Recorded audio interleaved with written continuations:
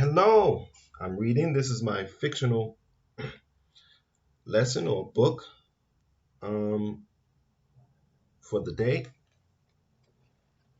And as you know, if you follow me, I usually do a nonfiction, but I'm doing a nonfiction and fiction. um, One to be a little lighter, but one to show you that fictional works do still have power. So we're reading Always Outnumbered, Always Outgunned. And one of the reasons I picked this book is because how do you live in a society that promotes and creates deep poverty and still try to sustain some humanity?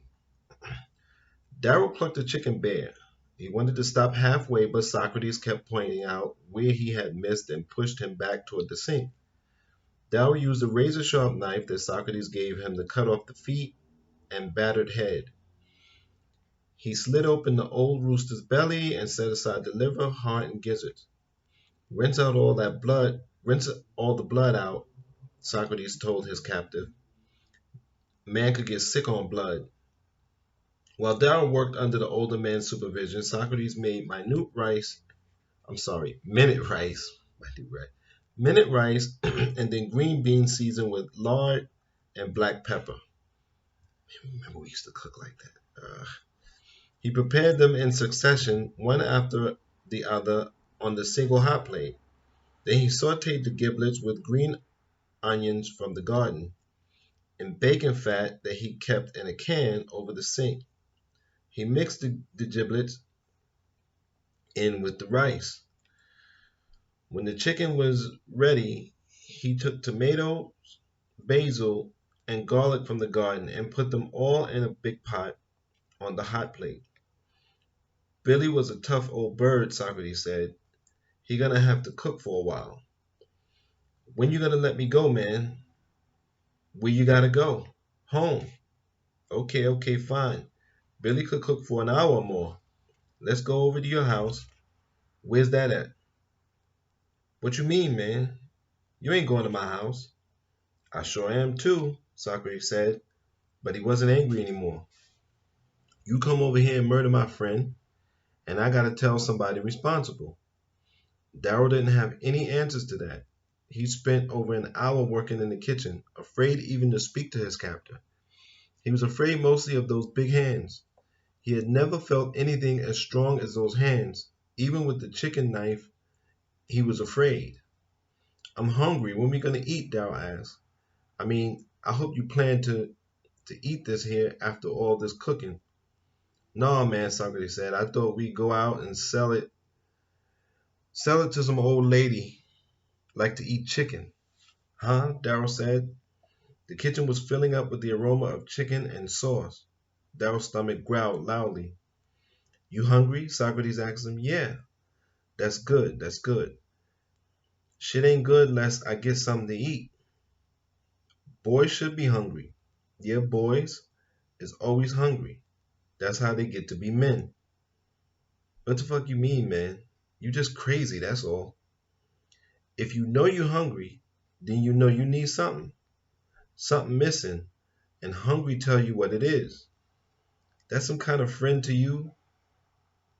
That's some kind of friend to you too? Darrow sneered. Hungry your friend? Socrates smiled. His broad black face shone with delight. He wasn't a very old man, somewhere in his 50s. His teeth were all his own and healthy, though darkly stained. The top of his head was completely bald. Tufts of wiry white hovered behind his ears. Hungry, horny, hello, and how come? They all my friends, my best friends. Darrow sniffed the air and his stomach growled again. Uh-huh, Socrates hummed. That's right. They all my friends, all of them. You gotta have good friends. You want to make it through the penitentiary. You up in jail? Darrow asked. Yep, my old man's up in jail, Darrow said. Least he was. He died, though. Oh, sorry to hear it, little brother. I'm sorry. What you in jail for? Socrates didn't seem to hear the question.